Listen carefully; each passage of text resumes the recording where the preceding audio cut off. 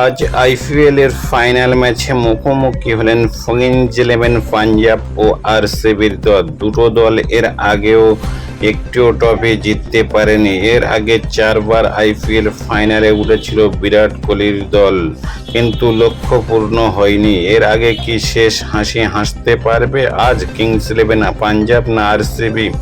আহমেদাবাদে পাঞ্জাব টসে জিতে বোলিং করার সিদ্ধান্ত নেয়। আরসিবি দ্বিতীয় ওভারে প্রথম উইকেট হারায়। পাওয়ার প্লেতে আরসিবি 6 ওভারে 55 রান করে একটি উইকেট হারান। মায়াঙ্ক আগরওয়াল 18 বলে 24 রান করেন। চাহালের বলে আউট হন। ক্যাপ্টেন বিধ্বংসী শুরু করেন, কিন্তু বড় কিছু করতে পারলেন না। 16 বলে 26 রান করে আউট হন দেবদাস পাডিক্কল জেমিসনের বলে। এরপর 45 বলে 43 রান করে আউট হন বিরাট কোহলি।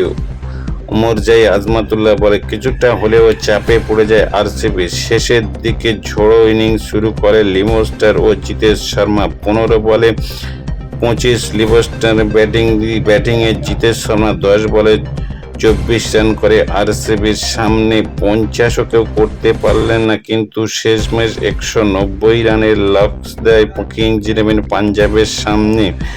পাঞ্জাবের লক্ষ্যমাত্রা তাড়া করতে নেমে প্রথম উইকেট হারিয়ে ফেলে ফিল সল্টের দুর্দান্ত ক্যাচিংয়ে। 41 রানে প্রথম উইকেট হারায় পাঞ্জাব। কুনাল পান্ডিয়ার বলে মাত্র 26 রানে ফিরে যায় সিমরান। মাত্র 1 রান করে ফিরে যান ক্যাপ্টেন আইয়ার। জস ইংলিশে গুরুত্বপূর্ণ উইকেট নেন কুনাল পান্ডিয়া। 23 বলে 49 রান করেন। 17 ওভারে জোড়া আঘাত আনেন ভুবনেশ্বর কুমার।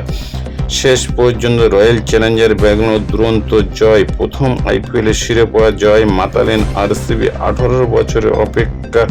আরসিবির এই ম্যাচ জেতার পর আপনার কি মনে হয়, আরসিবি না পাঞ্জাব দুটো দলকে ভালো খেলেছে এবং শেষমেশ যে চ্যাম্পিয়ন হলো সেই এবি ডিভিলিয়ার্স ক্রিস গেল এই চ্যাম্পিয়নে মেতে গেছেন আরসিবি টিমের হয়ে?